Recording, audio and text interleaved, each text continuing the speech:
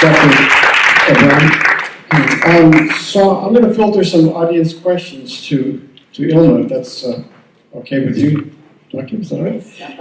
So I just thought I would start with a quick question myself. It's really interesting. I mean, being from America, they did not intern any Italians in America, and I'm not quite sure why, but I know that it happened here, which is really a dark sort of aspect about Australian history. But why is it that there weren't a lot of Italians interned from Melbourne, Victoria, Western Australia? It seems like it was Queensland and New South Wales only, or mostly? Well, that's a very good question. The Melbourne community was, there were as many Italians pretty much as in Victoria as there were in Queensland as a whole. But the internment numbers were vastly different. I mean, there were only 170 interned from Victoria for the whole war. I think, well, I suppose one simple reason was that Queensland was closer to the threatened Japanese invasion, but other reasons that have been given are that Archbishop Mannix protected the Italians, but then Archbishop Dewitt was equally pro-Italian in Brisbane, and he wasn't able to protect the Italian community there. So I'm not sure that that explanation is all that complete. But the other thing I think is that the officer commanding Southern Command, Major General Witham, seemed to be quite aware of the responsibilities of living in a democracy, and he wrote in military correspondence somewhat against interning people unnecessary or doing things that he considered to be unjust. And that wasn't the case in most of the other military commands. The internments were controlled by the military command in each state. So I think that might be part of the partial explanation. I'll pass the mic. John. We paid a visit as a group to the archives, National Archives in New South Wales, and I was fascinated by Principal del Drago, who I'd met in my business when I first started working. And I came across an article which said that when you mentioned that a Western Australian fascist group, fascist tried to kill someone, but I believe there's an attempt on Principal del Drago, but it doesn't seem to be documented very. Did you come across anything like that? No, I haven't come across that. And I particularly, my father is in a photograph with Principal del Drago taken on the steps of the consulate, and I worked at where he lived at Potts Point. That was my first job in 1956. When I raised his name with my father chose not to recognise. Now, whether there was some issue that someone did attempt something at the time, because he was so different from everybody else. He was a successful military person, and he was a camp commandant at wherever. He was camp leader in Camp Loveday 9, Camp 9. Now, it's not, we can't get a full picture of his internment experience because he was too proud to apply to be released. He said they put me in so they can let me out, and I'm not going to lower myself by asking for release. So he didn't go before a tribunal or a hearing, and the charges weren't there put to him. But there was an attempt when he left. Well, he was actually deposed as camp leader when he left Camp 9 and went to 14D. So they didn't. There must have been some dissatisfaction with him, even in Camp 9. But certainly they kicked him out when this is the internees themselves, the other internees, when he got to 14D. Apart from that, I can't say. When I visited, there was a dossier. Yeah. Down at the pages in the Sydney branch of the archives, and I went through most of it. It was fascinating, and I'm sure that's where I get that information up. Well, could be. Right, thanks, John. I'm sure there's plenty over here. Dominic. Thank you, Ed. Ilma, the question of the number of Italians in Victoria being interned by comparison with other states. I firmly believe, and I've been told so many times by Italians in Melbourne, I married a Melbourne girl, that Archbishop Mannix was a staunch supporter of Italians. And it was he who stuck up for the Italians, and that's why very few Italians in Melbourne were interned. The other thing is that not much was mentioned about the question of these people who were interned, the right that they had to object to being interned, and the right that they had to go to a jurisdiction, a tribunal, and they had to put their case in black and white, why they were not a security risk to the country. Yes, And but they weren't ever told what was held against them, so they had to do it blind. well, they were cross-examined. This evening, as you probably know, I gave you some documents. Yes, I haven't had a chance Documents which were the actual court depositions taken when my father was interviewed and questioned about his association, because he was a musician and because he loved his music, professional musician, and he did musical work for certain Italian organisations, and his name happened to be written on the books. And they just didn't worry about, is he or isn't he a risk? They just picked him up the second day, and that was the end of it. And he had to prove it took him 6 months before he was able to get out and prove his innocence. And he was naturalised. So that's correct. He was out earlier He was than naturalised. some of the others. A lot of Italians much longer. couldn't wait to appeal and did not prepare their cases properly. They just went in there and just thought that it'd be easy to get out. A lot of them failed, and that's why they stayed there. But my father waited and listened to what others had been questioned, how they were questioned, and then gave his answer, which apparently got his release after 6 months. The other point about Mannix was that he was what do you call it? What's the word I'm looking for? Patron-in-chief of the army. So he had an official position in the army in Victoria, and so they may have taken his opinions a little bit more carefully than otherwise. But Dewey was probably more outspoken than Mannix in favour of Italians, and it didn't help them there. Okay, we have one more here.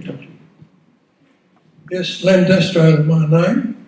I was 12 years of age on the 10th of June 1940 when the war broke out, and at 4 o'clock in the morning I remember hearing a knock on our front door and opening up, and two big detectives came looking for Mr. Destro, which was my uncle Luigi, who had been here since 1926. And he ran a garage and a service station, and we found out during his court hearing that his sin was that he had joined the Club Italia, and he had contributed 10 shillings to the fascist party, and the reason why he did this, of course, was for business, so that Italians would take their cars to him. Yes. He was not a fascist, but in the camp, he, with many others, turned fascist sympathisers. Yes, as I said, they sang anthems and patriotic songs and so on to keep their spirits up and to form a sense of camaraderie with each other and so on. But yes, Mario Sardi, in his diary, more or less records when he became more Italian, more of a supporter of the Italian regime, and it was when he was in Gaythorne camp after some rousing speeches that other people had given, and he then became possibly, more of a fascist sympathiser than he had been. So we have one more here. Of course, the lack of discrimination by the authorities in the Italian camp was also repeated in the German camp. Yes. Because Jews were put in with Nazi sympathisers. Yes, exactly. The only thing about the difference between the two groups, the left-wing Italians and the Jews who didn't support Nazism, probably was that various people in the outside community took up their cause and worked towards having them free, whereas there wasn't terribly much public sympathy for Italians, regardless of what political views they had. Question. Is there any anything about children being interned? Yes. Because my uncle came to Australia when he was about 14 in the 30s, and when the war broke out, he was only I think about 16, 17. He was put straight into a camp, taken from the Reaper. Yes. Yes. Well, he probably went with his mother, but certainly whole families went, and the women and children were all put into Tura camp in Victoria. That's where Kate Stacey and Mary Molino was, and so on. But yes, children were taken, usually with their parents. Mm. Yes. Sorry, we have one over. Sorry. I'd like to thank you for inviting me the other night. I'm inquisitive about being the grandson of Dr. Francesco Pizzatelli. Him being Are you? Yeah, I'm I spoke Marco. to you the other night, yes. Sorry. Okay, great. Yeah, I was inquiring, as soon as you mentioned that there was a murder under my grandfather's care, and after the coronial inquest he was removed as leader. Was there any other consequences that you know that my grandfather would have been punished or penalised for? No, I don't think so. He seemed, from what the reports say, he got on quite well with the camp authorities, but the sections of the camp, the internees blamed him for not preventing the murder. How many other internment camps were there around Australia? How many? Yeah. Well, there were a couple in Western Australia initially, and then they closed down. There was Hay and Tatura in Victoria. Catherine was there. Camberwell. Orange, yes, Orange and Cowra, of course. Cowra was particularly big. And in Hay were the prisoner of wars, that the Italian prisoner of wars, they were mixed with internment Italians as well? No, They were were always in separated. separate camps, yeah. Okay. Yeah. And in fact, the prisoners of war often got out sooner than some of the internees because they were allowed to go and work on farms once Italy capitulated in 1943. But some of the internees were kept in for a while longer. So we have time for a couple more questions, I think. I'm just going to say the railway station in Hay has a train that's a museum. And that's really, really very interesting. Yes, A couple of years ago. I've not been to Hay, but I think they've got quite a lot of museum activity going on there. I think they've got something on the Like Dunedin. our prisoners of war, they were interns. Yes. But they have a couple of museums there, I believe. John, you have a question? There was recently an exhibition at the Museum of Sydney about German Jewish internees in the First World War. And it was interesting. I don't know enough about history, but they came here in 1860, including so John Monash, who finished up being one of the greatest generals we've ever had, and the other one was Eddie Resch, who the brewery man, who left all his money to the Catholic Church. Work that one out. Yes. Well, I guess Jews were an important part of Weimar Germany and the political developments there until, they had a political role until the rise of Nazism. So it's not. Yes, well, so that there wasn't a particular anti-Jewish. Jewish sentiment wasn't particularly anti-German until the rise of Hitler. Thank you very much for a very informative talk. It's really interesting. Could you tell me a little bit more about your book? Is it a straight translation of his diary, or is there a bit more of your explanation in it? Or Yeah, I've written an introduction where I outline the general context of internment, and gives some more information about the side of his life. And there are photos here from the archives in various places. But as well as that, I've put little biographies in a different colour that gives the history of some of the people he mentions in the diary. So, for example, this one is Carmelo Cardillo, who was interned for a while, and his story is quite interesting. There are various ones, and there are also some sketches done by Lamberto Iona from the War Memorial. He was quite a good artist, and he did some amusing sketches about what camp life was like. One of them is if your vegetable garden is a triangle, they say you're a mason, and all this sort of thing. So he just jokes. And yeah, it's a very interesting book. I'm sort of halfway through it, but it's a daily account, day by day, of Mario's experience at Loveday. it is. And so at the end of the night, Dr. O'Brien will be selling books over here at the table. I'm not sure how much they are. Do you want to? Oh, they're $35. Mm-hmm. So they're available for purchase and signing at the end of the night, if anybody's Yes, interested. so I'm very happy Yeah. to. So probably time for one more question, if there is any. Yeah.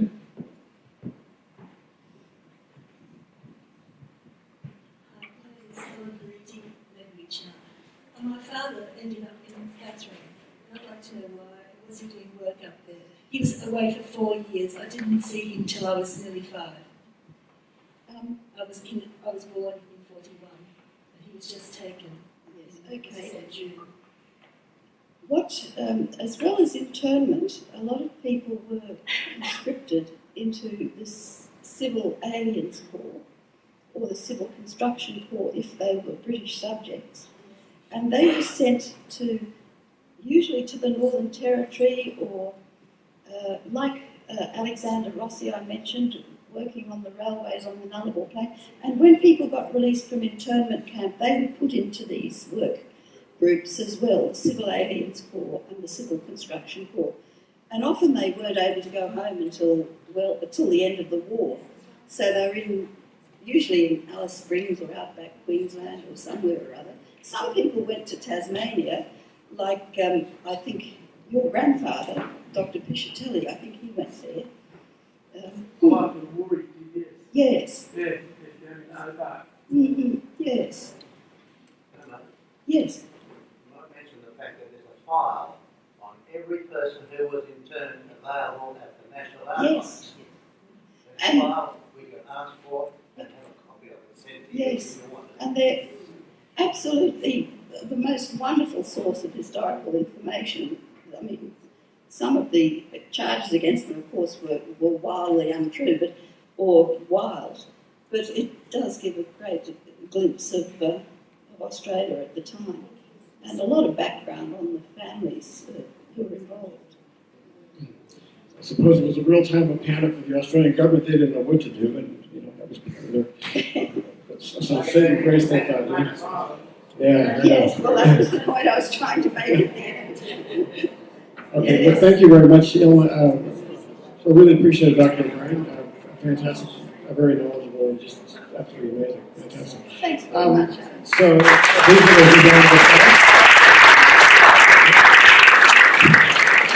the